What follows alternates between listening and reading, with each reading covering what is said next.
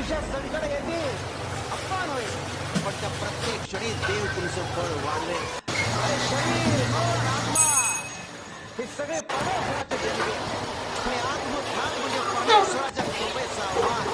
जिथे संकट सहन करण्याची ताकद आहे तिथे विजय देखील आहे.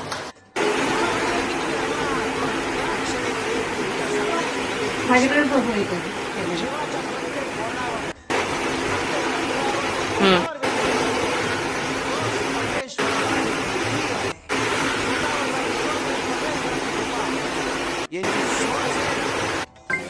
तर आयुष्य शाश्वत होतं. लढा तर संघर्षाचं फळ एक कायम गोड असतं.